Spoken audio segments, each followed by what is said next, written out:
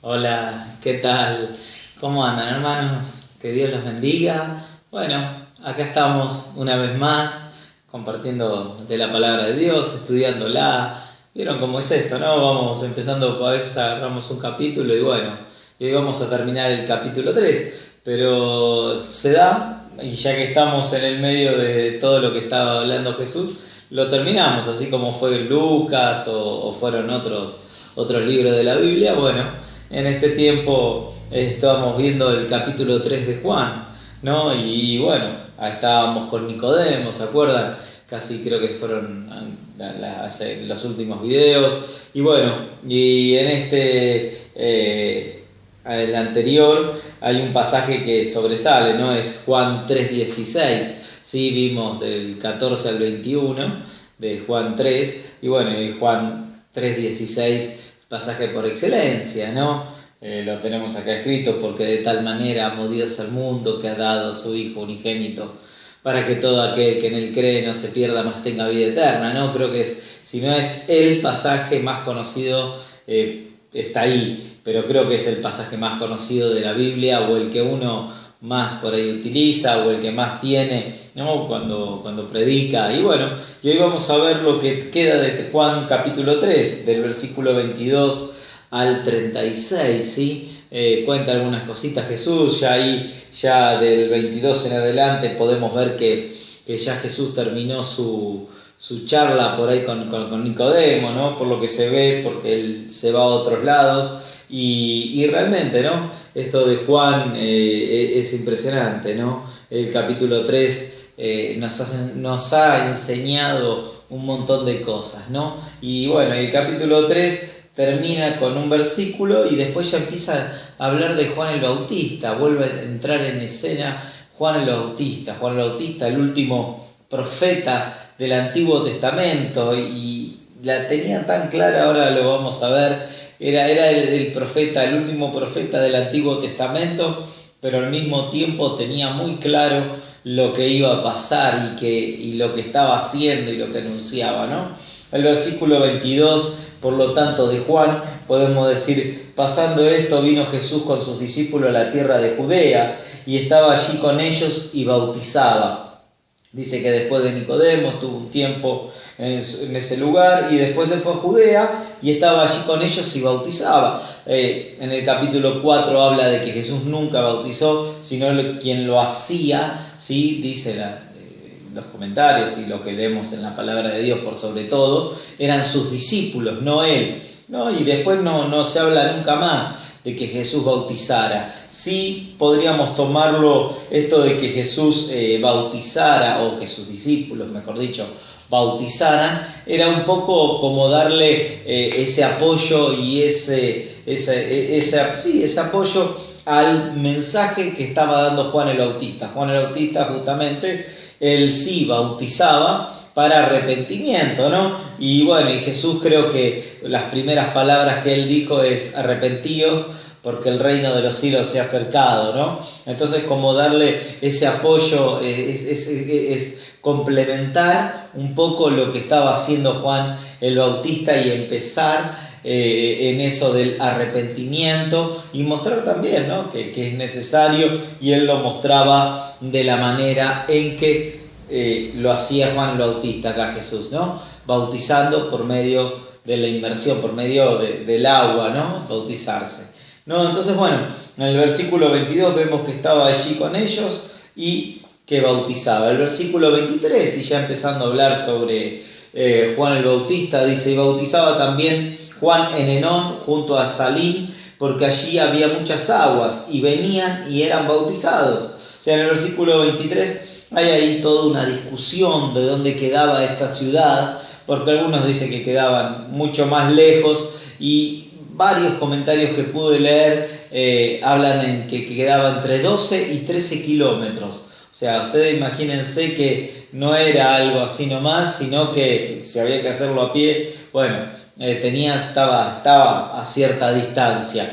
Pero bueno, el asunto es que Juan el Bautista, ¿sí?, justamente bautizaba en ese lugar porque había muchas aguas. El nombre mismo ¿sí? que nombra de la ciudad, habla de esas multitudes de agua, de la cantidad de agua que había. Y ese era el lugar donde Juan el Bautista estaba allí y bautizaba. El versículo 24 dice, porque Juan no había sido puesto aún en la cárcel, ¿sí? O justamente por eso él podía seguir bautizando, y Jesús también bautizaba, o sus discípulos, como dijimos, pero todavía no había sido puesto en la cárcel, todavía no había terminado su ministerio, porque sabemos bien que después de la cárcel ya después ya le quedaba poco tiempo. Entonces podíamos decir que por eso lo dice, ¿no? Porque todavía estaba por concluir, ¿no? Porque Juan no había sido aún puesto en la cárcel, ¿sí? Entonces es como que está diciendo también un poco como Jesús aparece ahora, Juan el Bautista está un poco como ya menguando su ministerio, y ahora eso lo vamos a ver, ¿no? Dice, y el versículo 25, y hubo una cuestión o una discusión entre los discípulos de Juan y los judíos acerca de la purificación. Sí, acá no había problema entre los discípulos de Jesús y los discípulos de Juan, sino que el asunto era entre los judíos por todo un tema de la purificación, y esos discípulos, estos judíos, mejor dicho, totalmente religiosos, que hablaban de la purificación del cuerpo y cómo debía ser, y esto y aquello. Entonces, bueno, dicen que entraron en una discusión, ¿sí? Entre unos y otros. Y el 26 dice, y vinieron a Juan y le dijeron, Rabí, el que está contigo al otro lado del Jordán, o sea, de Jesús, de quien tú diste testimonio, he aquí bautiza y todos vienen a él. ¿Sí? Entonces acá vemos cómo se quejaban, ¿no? Los discípulos de Juan, porque es como que le estaba robando clientes, ¿no? Como que ahora van todos con él. Todos, ¿sí? ¿Vieron cuando uno a veces exagera en algunas? Todos dicen que hice esto, todos dicen que hago tal cosa, todo el mundo habla de tal manera, a todo el mundo le pasó tal cosa, ¿no?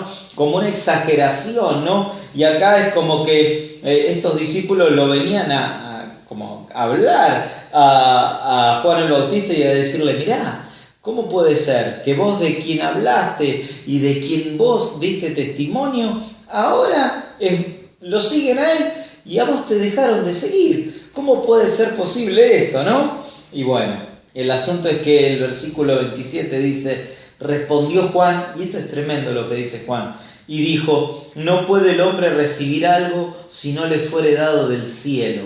Vosotros mismos me sois testigos que dije, yo no soy el Cristo, sino que soy enviado delante de él. ¿Sí? ¿No? O sea, todo lo que uno recibe, acá Juan el Bautista, Jesús, o sea, todo lo que viene de Jesús era del cielo, venía directamente del cielo, no Juan el Bautista, sino Jesús, todo lo que viene del cielo. Y respondió Juan y dijo, no puede el hombre recibir algo si no le fuere dado del cielo. Sí, o sea, directamente Jesús, o sea, lo estaba levantando Jesús diciendo, lo que Él está haciendo, lo está haciendo y está bautizando y estaba hablando porque vino directamente del cielo, ¿no? Y bueno, y después dice, vosotros mismos me sois testigos de que yo dije, yo no quiero ser, yo no soy el Cristo, sino que soy enviado delante de Él. O sea, la humildad y la ubicación que tenía Juan el Bautista. Él sabía quién era, él sabía que él era el enviado delante del Mesías,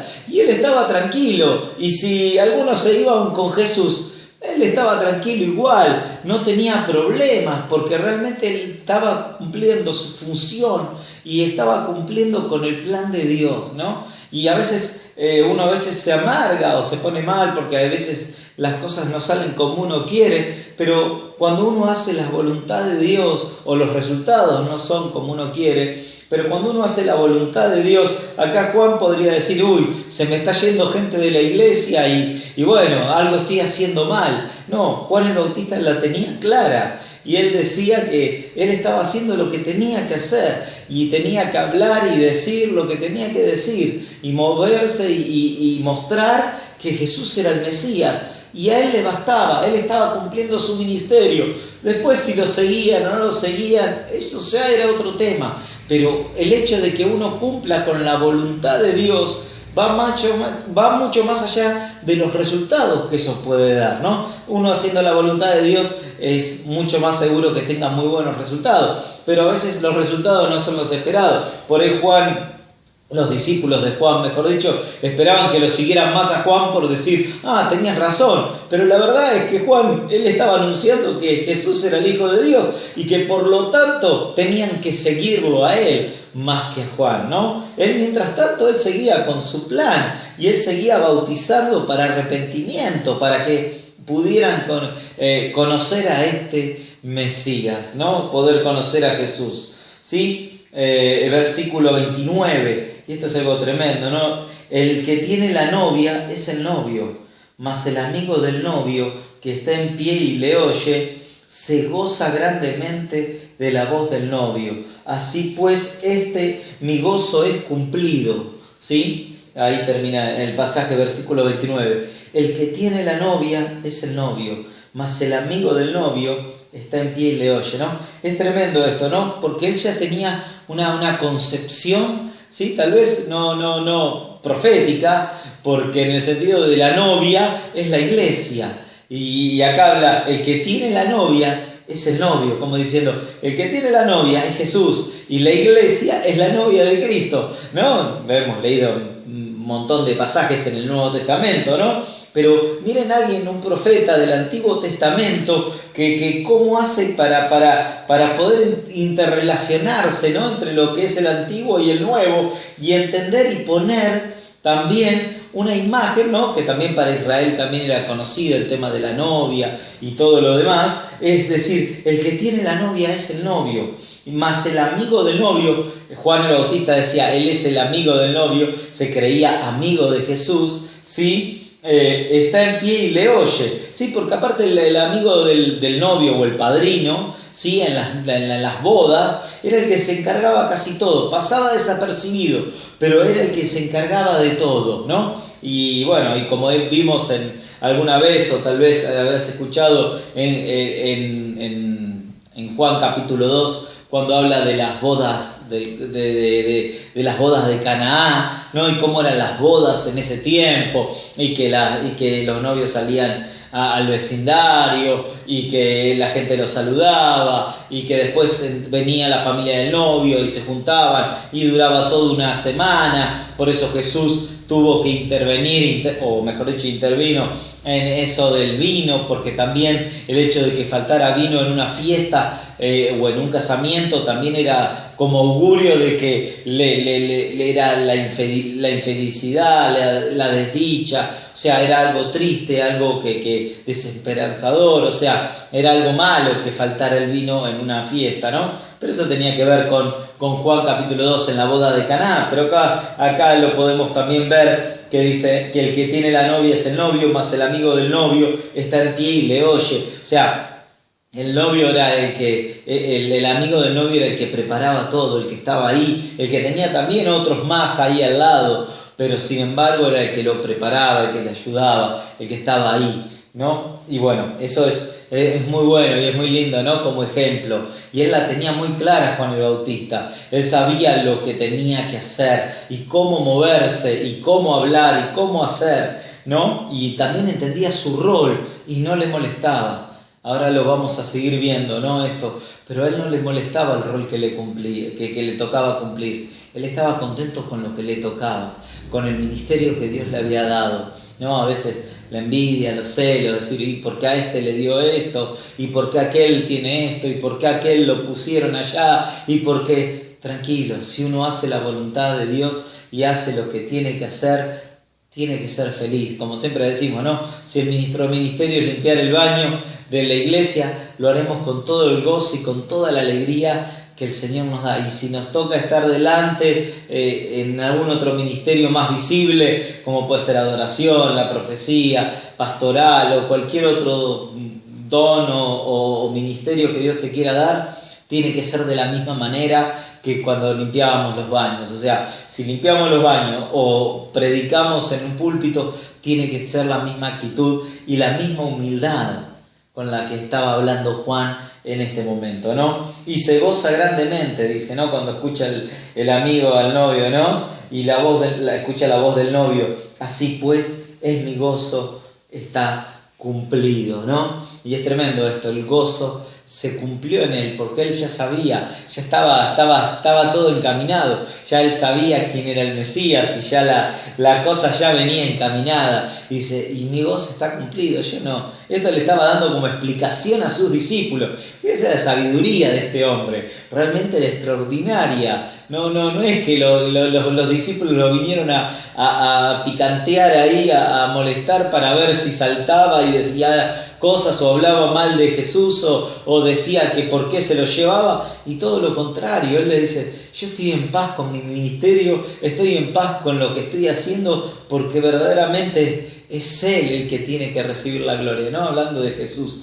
Versículo 30, es uno de los versículos también tan conocidos como el de Juan 3:16, y dice, a Él le conviene crecer, mas a mí menguar, ¿no? Es necesario que Él crezca, ¿sí? Y que yo mengüe, ¿no? Esto siempre lo tratamos desde otro lugar, ¿no? Pero acá lo está hablando desde el ministerio y de la forma en que Él estaba viviendo ese momento, Juan el Bautista. Es necesario que yo mengüe para que Él crezca. Y en lo espiritual ni hablar, ¿no? Si esto lo llevamos a lo espiritual, a la vida de cada uno de nosotros, a la vida de cada uno de nosotros en el sentido de decir, en lo espiritual, es necesario que Cristo crezca en nosotros y que nosotros vayamos menguando. Es necesario que Él se haga grande en nosotros y nosotros cada vez más chiquitos, ¿no? Entonces realmente es impresionante este pasaje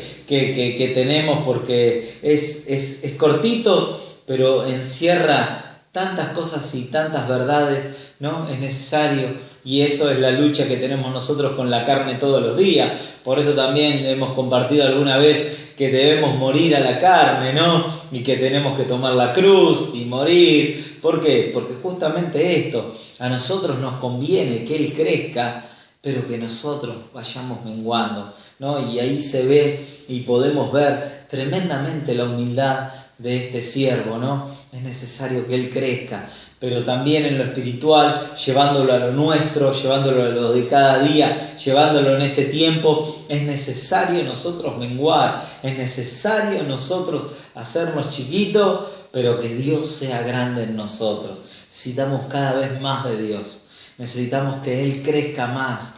Tenemos que abandonar todo lo que pueda afectar nuestra vida, los enojos, las envidias, los celos, cuántas cosas de la carne aún por ahí nos quedan y que tenemos que morir, y es necesario esto, porque en la medida que dejemos lugar a Jesús, va a ser porque hemos menguado y hemos dejado un montón de otras cosas. Versículo 31, el que de arriba viene sobre todo es, ¿no? Hablando de Cristo, el que es de la tierra terrenal es, y cosas terrenales habla, ¿no? Hablando de los profetas y hablando de diferente gente que anduvo en el mundo, pero acá hablando de Jesús dice, el que viene del cielo habla cosas celestiales, ¿no? Y el que viene del cielo está sobre todos, y lo que vio y oyó eso testifica y recibe su testimonio. O sea, verdaderamente acá lo que está diciendo Juan, Él viene de arriba, o sea, Él es el Hijo de Dios, o sea, no hay ninguna discusión, acá no hay nada para pelear, acá estamos todos para el mismo equipo, acá estamos unos trabajando en un momento, preparando el camino para el Señor, y en otros ahora nos toca menguar a nosotros, para que Él sea, porque ahora es el tiempo de Él, porque Él viene del cielo, Él vino como el Hijo de Dios a cumplir una obra mucho mayor que la que Él tenía en ese momento, Juan el Bautista. Y dice, y lo que vio y oyó esto testifica, y nadie recibe su testimonio. Y el que recibe su testimonio, este ha puesto su sello de que Dios es verdadero, ¿no? O sea, el que recibe el mensaje de Dios, el que recibe el testimonio de Dios, Dios ha puesto su sello. En otros pasajes habla de que somos sellados, el aras del Espíritu Santo, donde ahí Él nos sella con su presencia como su propiedad. Somos propiedad cuando conocemos a Cristo, somos propiedad de Él, y todo lo que nos pasa, como siempre digo, y todo lo que podemos pasar en esta vida está en sus manos, porque estamos en sus manos. No, entonces, bueno, el que recibe su testimonio, este ha puesto su sello, que Dios es verdadero. Versículo 34, el que Dios envió habla las palabras de Dios, porque no le da a Dios el Espíritu por medida. Y esto es interesante, porque acá los judíos siempre creían que el Espíritu iba por medida. A veces, casi siempre iban los profetas, creían ellos. Pero también teníamos a un rey David, a quien el Espíritu Santo lo había ungido. Teníamos a un Saúl, que en su tiempo también fue lleno del Espíritu Santo, pero que después el Espíritu se apartó. Estábamos hablando del Antiguo Testamento, pero cuando ahora empieza a hablar de Jesús, empieza a hablar del Espíritu sin medida. Nosotros tenemos hoy por hoy la posibilidad de recibir a Jesús en nuestro corazón y al Espíritu Santo sin medida. Podemos recibir la plenitud del Espíritu de Dios, el Espíritu Santo viviendo en nosotros en plena plenitud, ¿sí? Totalmente. Pero ¿por qué tiene que pasar? Tenemos que menguar para poder que Él crezca. Entonces, cuanto más lugar tiene el Espíritu Santo vivir en nuestra vida, y acá se lo decía a los judíos que también estaban escuchando ahí con sus discípulos, diciéndole, ya no hay, acá Jesús ya no es que tiene el Espíritu por una medida, por un poquito, no, Él lo recibió y lo tiene en plenitud, lo tiene totalmente, lo tiene total, pleno, y es lo que Dios quiere. Cuando recibimos a Jesús tenemos plena el Espíritu Santo, lo tenemos pleno, es Dios viviendo en nosotros totalmente. Y bueno, y sigue diciendo el versículo 35, y ya van terminando, dice, el Padre ama al Hijo y todas las cosas dio en su mano. Qué tremendo esto, ¿no? El Padre ama al Hijo, no es la primera vez que Dios habla de Jesús de esta manera. El Padre ama al Hijo, pero también vos y yo nos convertimos en hijos. Somos hechos hijos de Dios, ¿no? Somos hechura de Él, somos creación de Él, somos criaturas de Él, más creación, hijos, ¿no? Y por lo tanto Él también, nuestro Padre, el Padre Celestial, nos ama. ¿Y cómo nos ama? Y sí, nos dio el Espíritu sin medida. Y dice, y todas las cosas dio en su mano. O sea, es tremendo. Todo lo puso en las manos de Jesús. Versículo 36, y es muy fuerte lo que dice, el que cree en el Hijo tiene la vida eterna, mas el que rehúsa creer en el Hijo no verá la vida, sino que la ira está sobre él. Qué tremendo, ¿no? Y esto creo que ya alguna vez lo hemos hablado. El que recibe a Jesús recibe la vida, porque Él es la vida eterna, ¿no? El diablo dice que vino a robar, a matar y a destruir, pero Él vino a traer vida y vida en abundancia, a traer vida eterna. No se nos acaba la vida acá, sino que tenemos vida eterna con Dios para siempre. Pero al mismo tiempo que uno cree en esto y lo predica, los que rechazan, dice que la ira de Dios está sobre ellos. O sea, la ira de Dios está sobre ellos. Ellos rechazaron a Jesús. Ellos rechazan a Dios. No es que te rechazan a vos, no es que me rechazan a mí, no es que rechazan a Dios directamente. Rechazan a Dios directamente. Por eso dice, mas el que se rehúsa a creer en el Hijo no verá la vida. No verá la vida eterna. Es tremendo esto. Porque sobre él, sino que la ira de Dios está sobre él, ¿no? Tremendo pasaje, tremendo lo que el Espíritu acá nos habla a través de la palabra de Dios y diciéndonos, ojo, que cuando uno predica también está predicando este juicio, ¿no? Esto de parte de Dios, ¿no? Porque verdaderamente uno, si no se salva, están bajo ese juicio, ¿no? Y pudimos ver desde el versículo 22 en adelante cómo Juan el Bautista entró en escena y cómo ponía a Jesús en el lugar que debería, ¿no? Estar mejor, es que mengue y que él crezca. Yo me pongo contento porque la novia lo está esperando al novio, yo me encargo de los detalles, podemos ver que él recibe el Espíritu sin medida. O sea, acá vemos lo que dice Juan el Bautista, es tremendo, ¿no? Y da un testimonio de Jesús que es extraordinario, sabiendo que a él ya le quedaba poco, pero sin embargo, él da un testimonio de Jesús que es maravilloso. La verdad es impactante ver esto que Juan el Bautista hizo. Así que bueno, con esto hemos terminado el capítulo 3 de Juan. Sí, lo hemos dividido en varios videos, pero sin embargo terminamos con esto, ¿no? Como hay varios pasajes en este Juan 3 que verdaderamente nos alegra el corazón, nos llama a vivir como Cristo quiere que viva, y acá nos muestra la humildad de Juan el Bautista. Y para terminar quería leer un versículo más y con esto termino, porque miren lo que dice la palabra en Lucas, ¿sí? Lo que decía Jesús sobre él. Dice: ¿por qué os digo que entre los nacidos de mujer no hay mayor profeta que Juan el Bautista? ¿No? O sea, Juan el Bautista fue el mayor profeta, ¿no? Lo nombra Jesús, ¿no? Más el más pequeño en el reino de Dios es mayor que él, ¿no? Qué tremendo, ¿no? Porque Juan el Bautista tuvo un ministerio tremendo. Sin embargo, el más pequeño de nosotros, cuando vayamos al cielo, seremos más grandes que él, dice la palabra de Dios, ¿no? Pero sin embargo, no deja de nombrarlo Jesús y de ponerlo en un lugar. Un profeta dijo que él fue grande de verdad, ¿no? Así como Isaías, como otros, ¿no? Pero verdaderamente acá en los últimos tiempos, anunciando y jugándose la cabeza realmente, hablando de lo que Jesús hizo, es extraordinario. Así que, mis hermanos, que Dios los bendiga. Bueno, nos veremos en el próximo capítulo, ¿sí? Lo que Dios tiene para nosotros, pero realmente hemos aprendido de Juan el Bautista que la humildad es algo primordial para nuestro ministerio y para lo que Dios tiene para nuestra vida. Así que, mi hermano, que Dios te bendiga y nos vemos en la próxima.